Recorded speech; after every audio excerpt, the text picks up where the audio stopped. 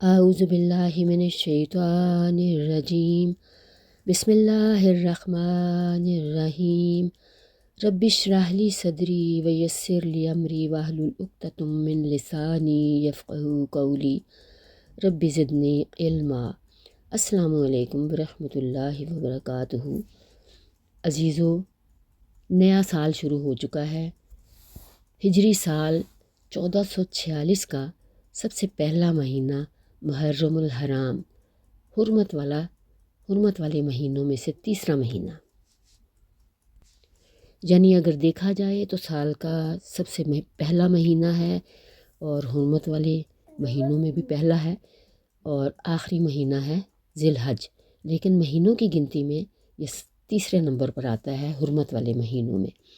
اللہ تعالیٰ نے سورہ توبہ میں فرمایا، اِنَّ عِدَّةَ الشُّهُورِ عِندَ اللہِ اثْنَا عَشَرَ شَهْرًا۔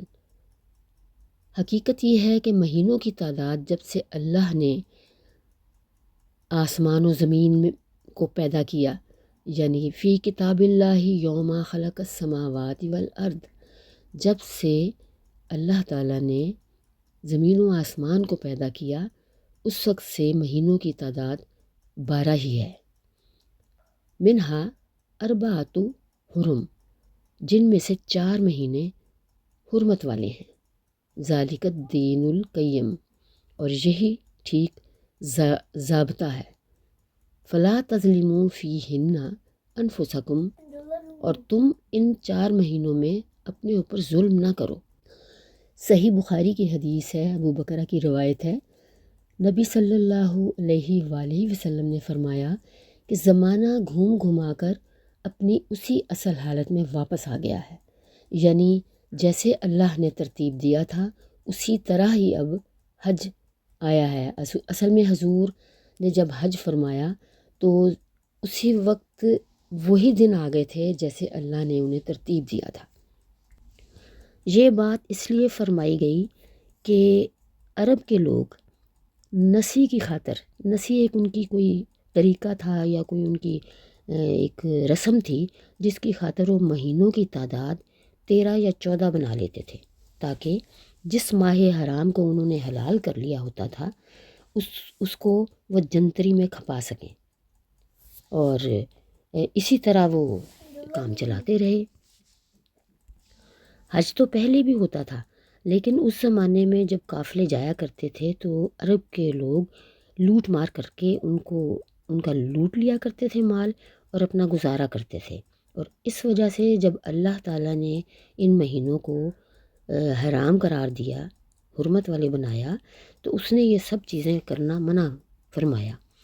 تو ان لوگوں نے بیچ میں، ان کے لیے 3 مہینے رکنا ذرا مشکل تھا، اس لیے انہوں نے 2 مہینے کے بعد محرم کو پوسٹ پون کر کے تو کوئی اور مہینہ اس میں فٹ کر دینا، اور وہ 4 مہینوں سے مراد ہے جو حرمت والے ہیں، ان میں ذی القعدہ، ذی الحجہ، محرم الحرام اور رجب المرجب۔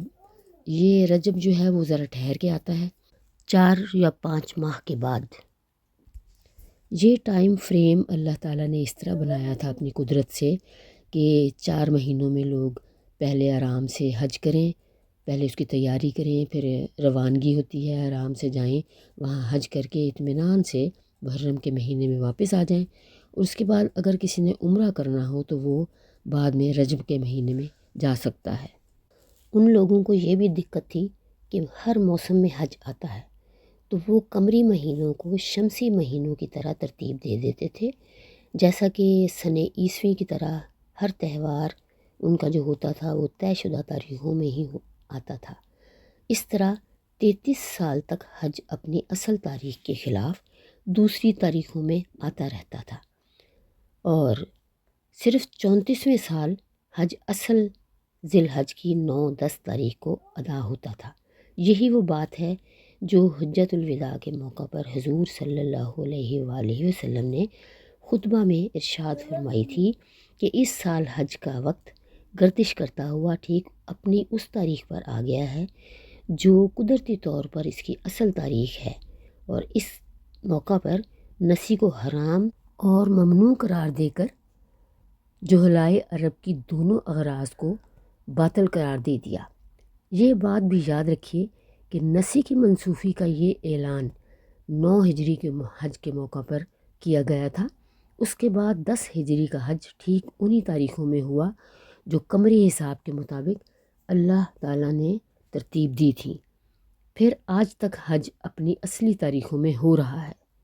اللہ تعالیٰ نے سال کے 12 مہینے بنائے اور ان میں 4 مہینے حرمت والے تھے، اور جس میں ذی القعدہ، ذی الحجہ، محرم الحرام، اور چوتھا ہے رجب المرجب، وہ ذرا فاصلے پہ آتا ہے۔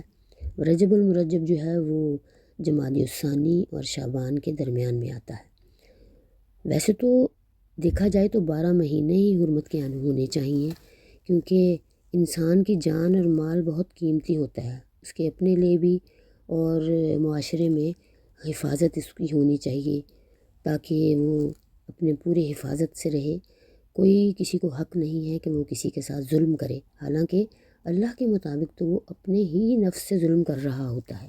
تو چلیے دیکھتے ہیں کہ محرم کا مطلب کیا ہے۔ محرم الحرام یعنی لائق احترام، مقدس، عظمت والا، حرام کیا گیا۔ کس لیے حرام کیا گیا؟ برے کاموں کے لیے۔ برے کاموں کا تو نہ کرنا سارے سال کے لیے ہی ہوتا ہے، لیکن ان مہینوں میں خاص طور پہ آپ نے کوئی ایسے کام نہیں کرنے جو کسی کے لیے تکلیف دہ ہوں، یعنی لڑائی جھگڑا، فساد۔ ہاں، آپ اپنا ڈیفینس ضرور کر سکتے ہیں، لیکن آپ اٹیک نہیں کر سکتے کسی پر۔ ان مہینوں کا مقصد یہ ہے، ان کی صحیح پھر ہم عزت اس طرح کر سکتے ہیں ان مہینوں کی اللہ کے مطابق کہ ہم ان میں آرام سے عبادت کریں اور لوگوں کی خدمت کریں۔ اب ہمیں تو یہ بھی نہیں پتہ کہ اس کو پہلا مہینہ کیسے قرار دیا گیا اسلامی کیلنڈر کا۔ ہمیں بالکل نہیں پتہ کہ اس کی بنیاد کہاں سے رکھی گئی، کیسے رکھی گئی اور کس نے رکھی۔ اسلامی سال کا پہلا مہینہ یہ کیسے قرار پایا؟ سیدنا عمر فاروق کی خلافت کا زمانہ تھا، جب سیدنا ابو موسیٰ اشعری کی توجہ دلانے پر غور کیا گیا کہ سال کا پہلا مہینہ کب ہونا چاہیے اور کون سا ہونا چاہیے۔ اصل میں حکومت کا انتظام اور دیکھ بھال، آمدنی اور اخراجات وہ لوگ جو کرتے تھے وہ بھی صحابہ کرام میں سے تھے۔ سب کی تجویز کے مطابق سیدنا عمر فاروق نے متعدد صحابہ کرام اور سیدنا عثمان رضی اللہ تعالیٰ عنہ اور سیدنا علی رضی اللہ عنہ کی مشاورت سے یہ مسئلہ حل کیا، اور حضور صلی اللہ علیہ وآلہ وسلم کی ہجرت کو مد نظر رکھتے ہوئے یہ طے ہوا کہ جب حضور نے ہجرت کا آغاز کیا تھا تو ذی الحج کا مہینہ چل رہا تھا، اور جب آپ مدینہ تشریف لائے تو محرم کا چاند طلوع ہوا تھا۔ اسی حساب سے محرم الحرام کو سال کا پہلا مہینہ قرار دیا گیا۔ عزیزو، ہمیں اپنے اسلاف کے بارے میں سب کچھ پتہ ہونا چاہیے۔ ہمیں معلومات ہونی چاہیے کہ پہلے زمانے میں کیا کیا ہو چکا ہے ہمارے بڑوں کے ساتھ، ہمارے بڑوں نے ہمیں کیا سکھایا ہے، ہم آگے کیا سکھا رہے ہیں بچوں کو۔ ہمیں خود بھی سیکھنا چاہیے اور بچوں کو بھی سکھانا چاہیے۔ جب اس فانی دنیا سے ہم جائیں تو کوئی زیادہ راہ ہونا چاہیے ہمارے پاس۔ کیا لے کر جائیں گے ہم؟ زیادہ سے زیادہ اسلامی تعلیمات حاصل کریں اور اس کو دنیا میں پھیلائیں۔ جو کچھ آپ کو پتہ ہو وہ آگے آپ پھیلائیں۔ اللہ آپ کو توفیق دے اور نیکیاں اس مہینے میں پھیلائیے اور کیجیے اور بتائیے لوگوں کو۔ اجازت دیجیے، اللہ حافظ۔